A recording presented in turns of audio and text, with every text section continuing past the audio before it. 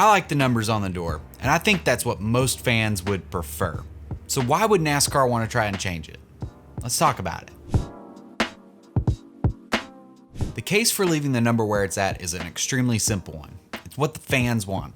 Throughout all the changes NASCAR has been going through, that's one thing that has remained consistent the entire time. I would even go as far to say it's kind of part of NASCAR's identity. So it begs the question, with the next gen car on the horizon, all the schedule changes in 2021, why would NASCAR want to do this right now? I think it's a lot more complicated than what a lot of people realize. So let's take a step back and look at it for a second. I think I might have a unique perspective here.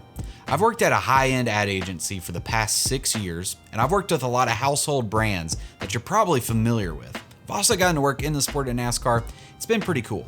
Advertisers, when they're spending millions of dollars on an ad campaign, they want to make sure they're creating as much brand awareness as possible. Now, sliding the number back and putting a logo on the side of the race car will probably create more brand awareness than what a lot of people realize. To demonstrate this, I'm going to flash a photo on the screen and then I'm going to ask you a question.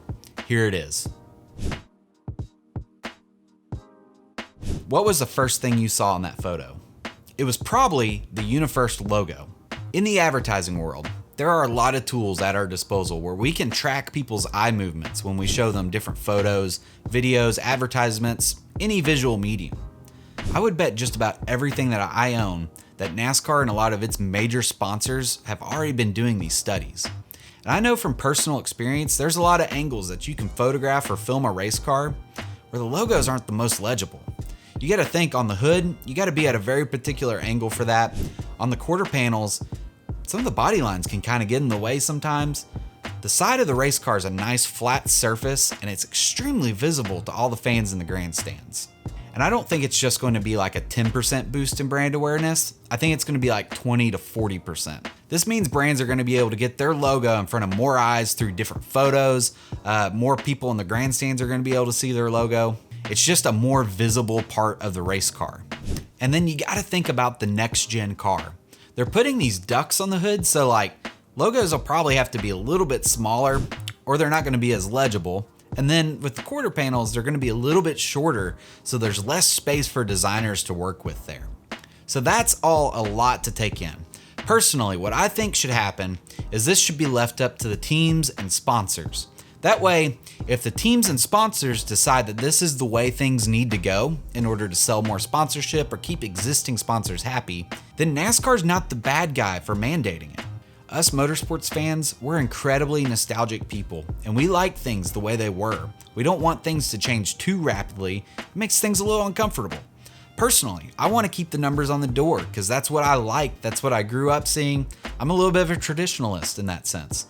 But if this can actually provide some legitimate value to the race teams and the sponsors, I get it and I understand it. And I think the data and the science behind doing this actually makes sense. I believe it actually does provide value. So it's a little bit of a give and take scenario. I love the sport, so moving the number is not really going to turn me away. And if this is something that keeps you from enjoying what's in front of you, I don't really know what to tell you. But let me know what you think in the comments. Did this change your opinion at all? Did it reinforce the opinion that you already have? Let me know.